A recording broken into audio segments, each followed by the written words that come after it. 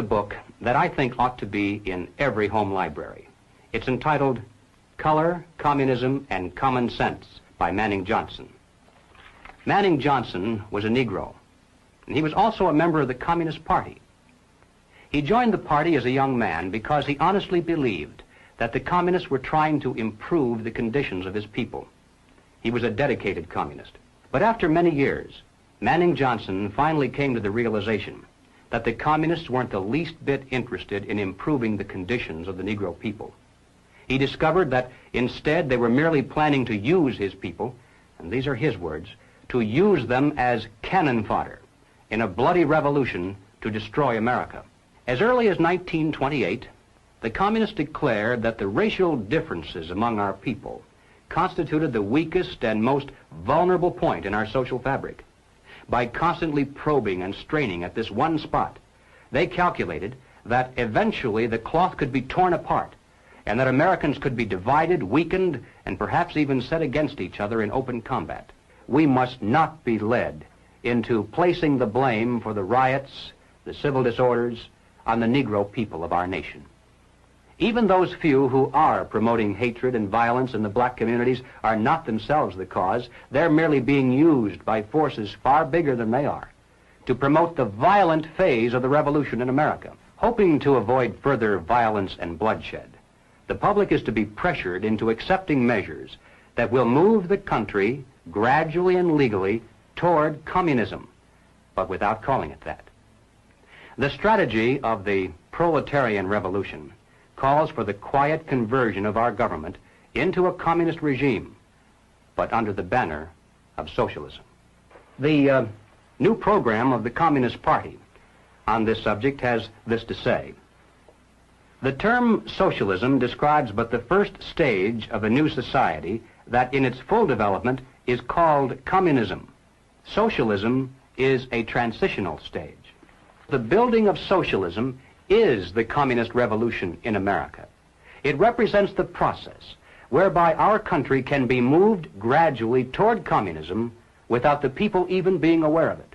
They have one and only one solution for all problems: more government, and then more and more until it's total government.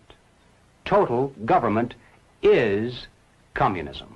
We must not be fooled into thinking that the causes of our civil turmoil are such things as poverty, poor housing, lack of education, and similar social or economic factors. As a matter of fact, most of today's self-styled revolutionaries, black and white, come from good homes, could earn better than average incomes if they wanted to work.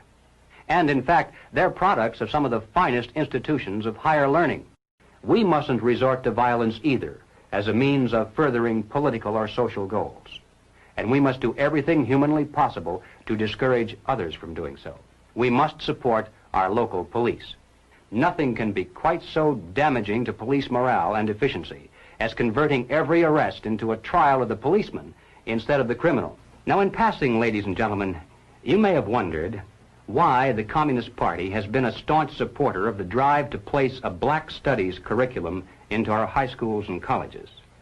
Well, the reason becomes obvious the minute you take a look at the textbooks and the study guides. Under the guise of academic balance, these courses have become a brilliant device for conditioning young people to accept still one more part of the total program for revolution. We must discover the identity of those individuals, both above and below, who consciously are furthering the communist program for revolution, and then remove them from their positions of trust and leadership. Now, of course, the minute you begin to think along these lines, you'll become the target of a whole barrage of attacks. You'll be called a right-wing extremist, a fascist, or at least a dictator. Some years ago, I happened to attend a meeting where several anti-communist refugees from behind the Iron Curtain were called upon to relate their personal experiences. One of the refugees spoke up and he said, "You know, I came to America expecting to find a nation of free men, but instead, I find exactly the same thing. Everywhere I look, I see men and women who know that communists are making headway in this country. They know that something must be done and that someone must stand up to them. But they themselves do nothing. They remain silent because they're afraid that if they speak out or take a stand publicly, it'll be bad for business. They may lose a client. They may even lose their jobs. If communism should ever come to America, we'll face more death, destruction, and human suffering than any people in history has ever faced at the hands of their invading conquerors. It's literally a question of life and death for all of us. And it's about time the American people began to face up to that fact and to act accordingly. Thank you.